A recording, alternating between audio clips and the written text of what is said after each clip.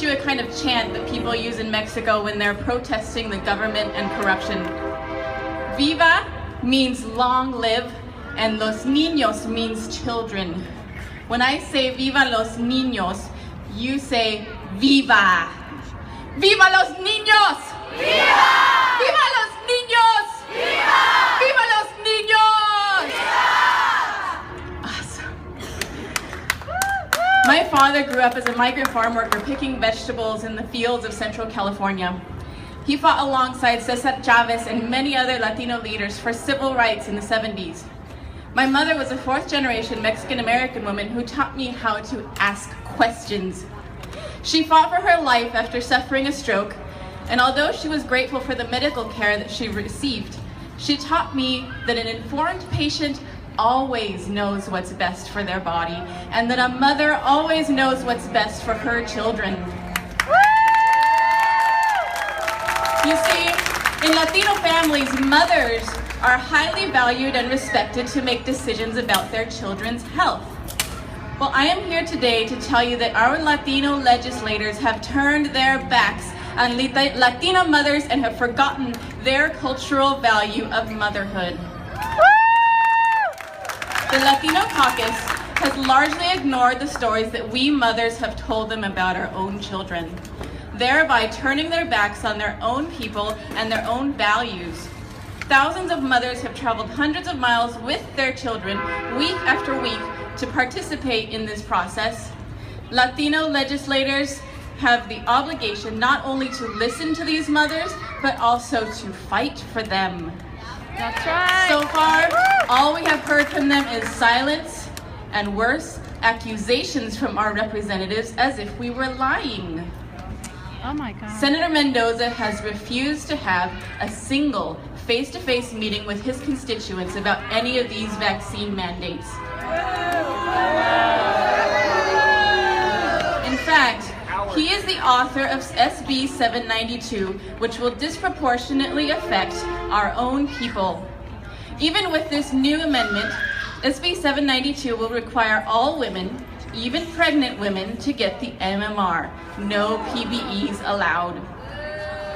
When we talked to him this morning, he said he didn't know that the MMR is contraindicated during pregnancy. Oh my God.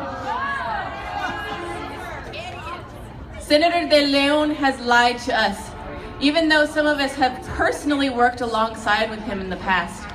ASM Santiago ignored the stories of several Latina mothers with children who have been harmed by vaccines.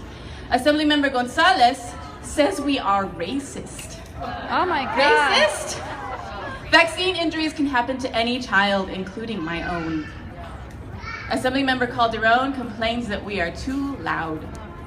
Well, let me tell you, legislators, we are not going away. That's right. We're babysitting them now. We're not going away. We're not going away. We're not going away. We're not going away. We're not going away. We're not going away. Let me tell you something else that I find odd. CBS News wrote an article this year about who uses personal belief exemptions, stating that parents who cite personal beliefs to get their children exempted from routine vaccinations are typically white and well-to-do. But the study also found that such schools had high rates of exemptions for medical reasons. Dr. Paul Offit was confused about why that would be the case. Well, let me tell you why that happens, Dr. Offit. First of all, many reasonable doctors admit that it is excessively difficult to get a medical exemption, even with the current amendments to the bill. So parents with legitimate medical concerns often use a PBE as a de facto medical exemption. Secondly, mothers who have concerns about their children's health are consistently bullied by doctors and lied to by schools. While this trend is experienced by parents of all colors, minorities often have little access to the legal knowledge and the cutting-edge medical research that affluent families typically use to get their children exemptions, as well as treatment for the complex injuries that occur after vaccination, such as brain inflammation, chronic seizures, or Guillain-Barré syndrome. Contrary to what our Latino caucus has told us, SB 277 will hurt Latino families like mine. The confusion comes when we look at the numbers rather than listen to the stories of mothers. I challenge the Latino caucus with this statement: do not confuse our compliance for our support. Let me make it even clearer. Latinos oppose vaccine mandates.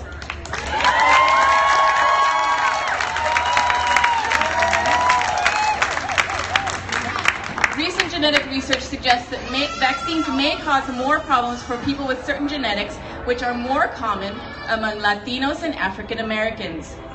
Dr. Richard Death, professor of pharmacology, wrote to our legislators to tell them that the risk of adverse responses to vaccination is significantly greater for certain individuals, and medical science is beginning to identify genetic factors which place people at greater risk. It is foolhardy to compel such vulnerable individuals to place themselves or their children at extraordinary risk by enacting mandatory vaccination legislation. Our group has been spreading the word about the vaccine mandates to other Latinos in our community, and the response has been one of shock. Most parents are surprised when they find out that they actually had a choice, but many moms are crushed when they hear that their concerns are valid, but now their rights are being stripped away. Many times when we hear stories about children who have suffered life-threatening adverse reactions again and again because parents do not know they have a choice. Let me repeat myself. Latinos oppose vaccine mandates.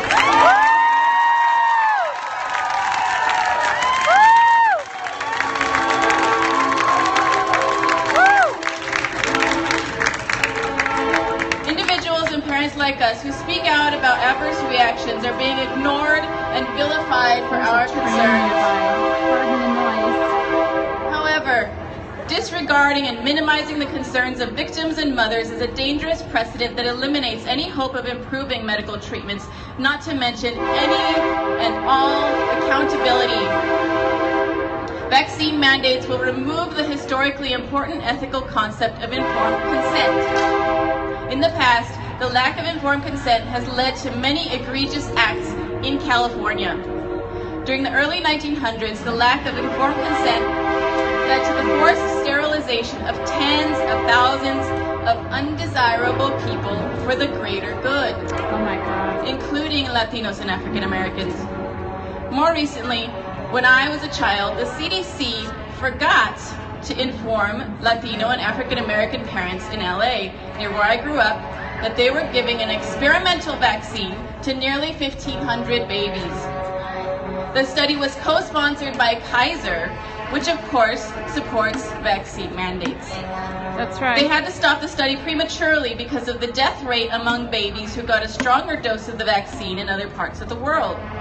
To my knowledge, no support follow-up studies have been done on the long-term effects of those vaccines in those children. Latinos oppose vaccine mandates.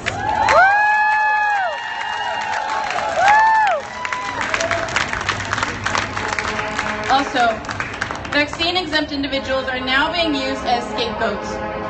The measles outbreak that started at Disneyland in 2014 might have affected nearly equal proportions of vaccine-compliant versus non-compliant individuals. Among people with verified vaccination status who got measles at the outbreak, 25 out of 82 were vaccinated, 15 out of 82 were too young to be vaccinated. Both of these groups are vaccine compliant, yet still spread disease in the outbreak. Just to be clear, almost half of those who had documented status in the outbreak were vaccine compliant. Why aren't we blaming vaccine failure for the outbreak? That's right. Thank you. Yes. Preach it, girl. On the contrary, the state is using the outbreak as a justification for systematically singling out a new minority group for discrimination and segregation. That's right. That's History right. and recent events have shown that it is critical that every human being has the right to make informed, individualized medical decisions for themselves and their children. ¡Viva los niños! ¡Viva! ¡Viva los